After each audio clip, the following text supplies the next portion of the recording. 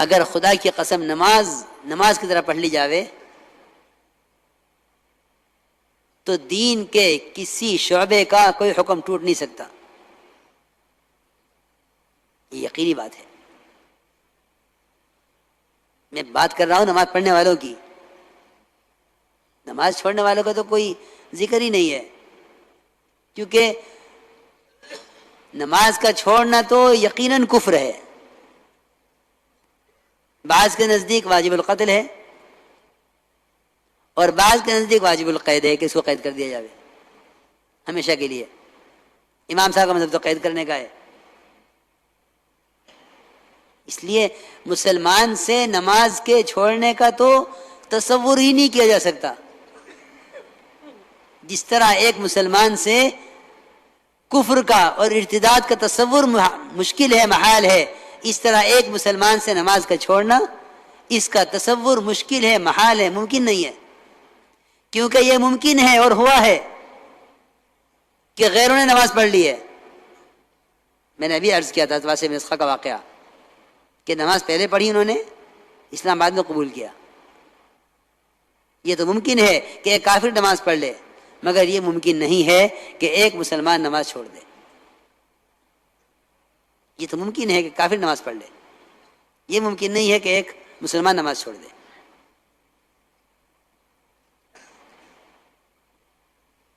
تو میں تو عرض کر رہا ہوں نماز پڑھنے والوں کی بات ہو رہی ہے کہ نماز پڑھنے والوں کی بے دینی کا کیا سبب ہے، کہ نماز پڑھنے والوں کی بے دینی کا سبب ان کی نماز کی خرابیاں ہیں. کبھی نہیں غور کیا اس پر، کبھی غور نہیں کیا اس پر. میں جو عرض کر رہا تھا شروع سے کہ دعوت اور عبادت کا جمع کرنا اصل ہے. جمع کرنا یہ نہیں ہے کہ نماز پڑھ لی، بلکہ ابن عباس اور عبداللہ ابن مسعود دونوں کا قول ہے کہ جس شخص کی نماز اس کو منکر سے نہیں روکتی، اس کی نماز اس کو اللہ سے دور کرتی رہتی ہے. نماز تو اللہ کے قرب کا سبب ہے، مومن کی معراج ہے.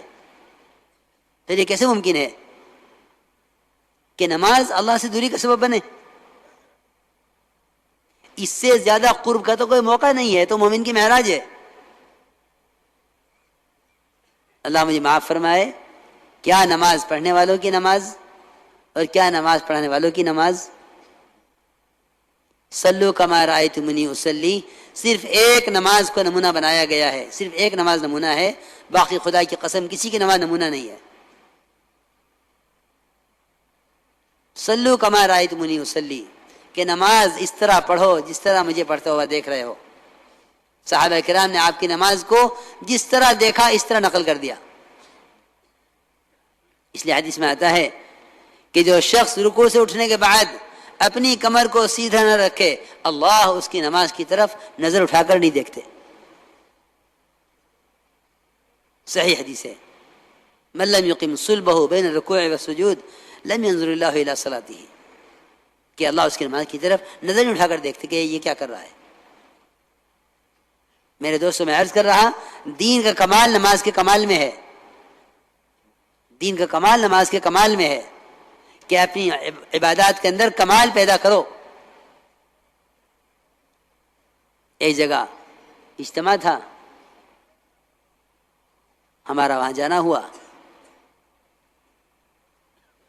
جوڑ تھا سنا پرانوں کا. اب میں نے نماز کے بعد، مغرب کی نماز کے بعد بیان تھا، 2 رکعت سنتیں پڑھی، 4 رکعت اوابین پڑھی.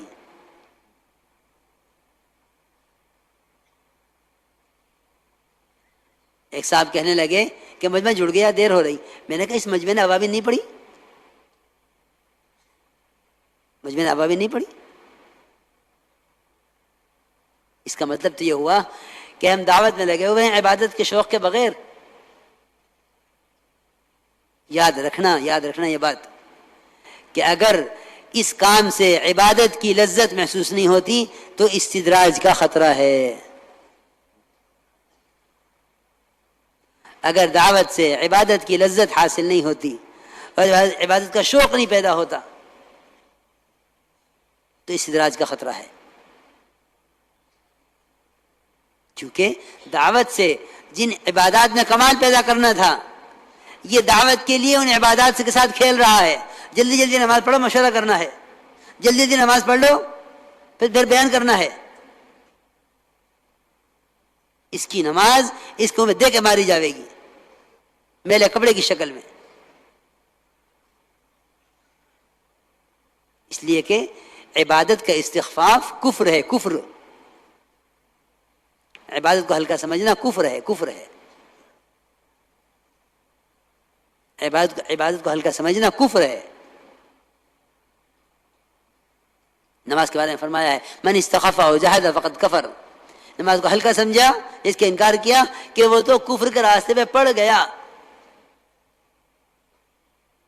کیونکہ کفر اسلام کے درمیان رکاوٹ ہی نماز ہے. نماز نہ ہو تو پھر کفر ہی کفر ہے. تو میں حیران ہو گیا. میں نے کہا ابھی میں نے 4 رکعت اوابین پڑھی، مجمع جمع ہو گیا. اس سارے مجمع نے اوابین کیوں نہیں پڑھی؟ کیونکہ صحیح حدیث ہے کہ جو شخص مغرب کی نماز کے بعد 6 رکعت اوابین کی پڑھ لے، بعض نے 2 سنتوں کو شامل کیا ہے، بعض نے نہیں کیا ہے، 4 پڑھ لے یا 6 پڑھ لے، کہ جو شخص مغرب کے بعد اوابین میں 4 رکعت یا 6 رکعت پڑھ لے کہ اس کو اس 6 رکعت پر 12 سال کی عبادت کا پورا ثواب ملتا ہے. کتنے سال کی عبادت؟ 12 سال کی عبادت. 12 سال کی عبادت کا ثواب مغرب کے بعد کی 4 رکعت اوابین میں. خوب تھک کے سو گئے، تہجد چھوٹ گئی. دیکھو یاد رکھنا، دعوت کی محنت میں سب سے زیادہ مدد رات کے قیام سے ملے گی، اور اس کی ہمارے ماحول میں بڑی کمی ہے، بہت کمی ہے. کہ سب سے زیادہ مدد جو ملے گی دعوت میں وہ رات کے قیام سے ملے گی. فرمایا اشد وقع اقوم قیلا، کہ نفس کو کچلنے والا رات کا قیام، اور دن بھر کی بات کو سب سے زیادہ واضح کر دینے والا ہے. دین کی بات کو واضح کر دینے والا ہے. رات کا قیام دن بھر کی دعوت کو واضح کر دینے والا ہے. اشد وقع اقوم قیلا، اقوم قیلا کا ترجمہ کیا علماء نے ابین قیلا، یعنی بات کو واضح کر دینے والا ہے. آپ صلی اللہ علیہ وسلم، ایک صحابی نے دیکھ کر عرض کیا کہ یا رسول اللہ، آج تو آپ شکل سے بیمار معلوم ہو رہے ہیں. فرمایا میں نے اس بیماری کے ساتھ رات لمبی 7 سورتیں پڑھی ہیں قرآن کی. 1 سال تک صحابہ کرام پر تہجد فرض رہی، 1 سال تک. پھر اللہ نے 1 سال کے بعد تہجد کو نفل کر دیا، ورنہ 1 سال تک تہجد صحابہ پر فرض رہی. تو میں عرض کر رہا تھا کہ نماز میں کمال پیدا کرو، کہ دعوت ایمان اور عبادات کی تکمیل کے لیے ہے. دعوت ایمان اور عبادات کی تکمیل کے لیے ہے، کہ اس دعوت سے ایمان اور عمل کے اندر کمال پیدا ہوگا.